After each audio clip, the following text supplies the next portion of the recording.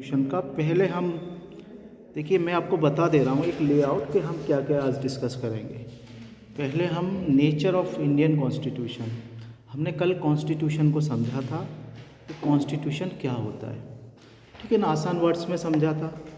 और आप लोगों में से ज़्यादातर क्लास में थे तो हालांकि मतलब आपको पता ही होगा कि कॉन्स्टिट्यूशन एक डॉक्यूमेंट होता है, अगर बहुत ही हम सिंपल वर्ड्स में कहें, और ये कानूनी डॉक्यूमेंट होता है, लीगल डॉक्यूमेंट होता है।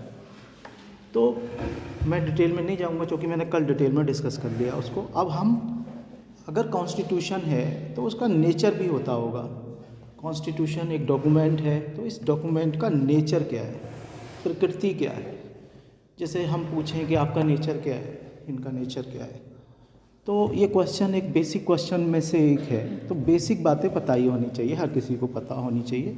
इस वजह से ये क्वेश्चन अपने आप में इम्पोर्टेंट हो जाता है कि किसी चीज़ के बारे में अगर हम जानते हैं तो हमें ये भी पता होना चाहिए कि इनका नेचर क्या है।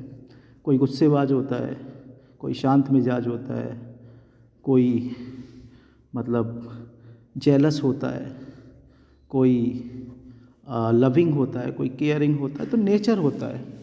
तो इंडियन कॉन्स्टिट्यूशन को तो हालांकि इस इंसानी नेचर के हिसाब से तो हम नहीं देखेंगे, लेकिन हम किताबों का जो नेचर होता है उस हिसाब से देखेंगे, या कानूनी डॉक्यूमेंट का जो नेचर होता है उस हिसाब से इंडियन कॉन्स्टिट्यूशन को हम समझने की कोशिश करेंगे कि इंडियन कॉन्स्टिट्यूशन का नेचर क्या है।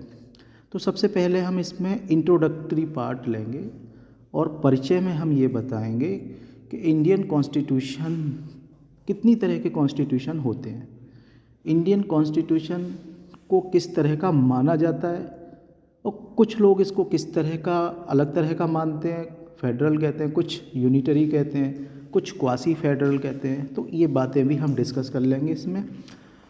और इसके बाद में हम ये भी डिस्कस करेंगे कि फेडरेशन का मतलब क्या होता है, यूनिटरी कॉन्स्टिट्यूशन का मतलब क्या होता है।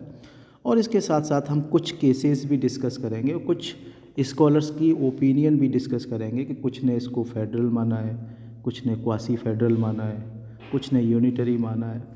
तो ये बातें हम सारी आज डिस्कस करेंगे। और देखिए, ये क्वेश्चन इस वजह से भी इम्पोर्टेंट हो जाता है क्योंकि हम देखिए पढ़ाई जब करते हैं तो हम उस तरीके से पढ़ाई नहीं करते हैं जिस तरीके से हमको पढ़ाई करनी चाहिए। यानी हम कुछ भी पढ़ना शुरू कर देते हैं। एक पढ़ने का तरीका होता है जिसको हम लर्न टू लर्न कहते हैं, यानी आप सीखने को पहले सीखिए कि सीखना किस तरीके से चाहिए। हम सीखना तो चाहते हैं या सीखने की कोशिश भी करते हैं, लेकिन हमें तरीका पता नहीं होता है कि सीखना किस तरीके से सीखा जाए। तो आप पहले तो ये है कि तरीका सीखने का जब पता हो, पहले ये पढ़ना है फिर ये पढ़ना है, तो आपका रास्ता भी आसान हो जाता है। जब आपने ये समझ लिया कि इंडियन कॉन्स्टिट्यूशन क्या होता है, तो अब उसका नेचर भी पता होना चाहिए, क्योंकि ये आप में एक अधूरा क्वेश्चन हो जाएगा कि आपको इंडियन कॉन्स्टिट्यूशन तो पता है कि इंडियन कॉन्स्टिट्यूशन क्या होता है, लेकिन आपको ये नहीं पता है कि उसका नेचर क्या है। तो आप उसके बारे में बहुत ज़्यादा नहीं समझ पाएंगे। जैसे मेरे बारे में आप जानते हैं, मेरा नेचर नहीं जानते हैं, तो मेरे बारे में बहुत कुछ आपको नहीं पता चल पाएगा। तो इंडियन कॉन्स्टिट्यूशन के बारे में आपको पता है कॉन्स्टिट्यूशन ये होता है, लेकिन उसका नेचर नहीं पता है, तो आप बाकी का कितना भी एडवांस स्टडी कर लें, आगे की कितनी भी पढ़ाई कर लें, आप बहुत सारी चीज़ें आपसे छूट जाएंगी। क्योंकि ये बेसिक क्वेश्चन है तो ये जानना बहुत ज़रूरी हो जाता है, क्योंकि जो मूल क्वेश्चन होते हैं, फंडामेंटल क्वेश्चन होते हैं, वो नहीं पता होता है तो आप आगे की फर्दर स्टडी करें भी तो भी आपकी समझ में बहुत सारी चीज़ें छूट जाएंगी। तो ये बेसिक क्वेश्चन है नेचर ऑफ इंडियन कॉन्स्टिट्यूशन। तो देखिए, जो कॉन्स्टिट्यूशन है वो ट्रेडिशनली, परंपरागत दो तरह के कॉन्स्टिट्यूशन माने जाते हैं, मेनली दो तरह के मोटे तौर पे। पहला एक फेडरल संघीय, दूसरा एक यूनिटरी एकात्मक संविधान।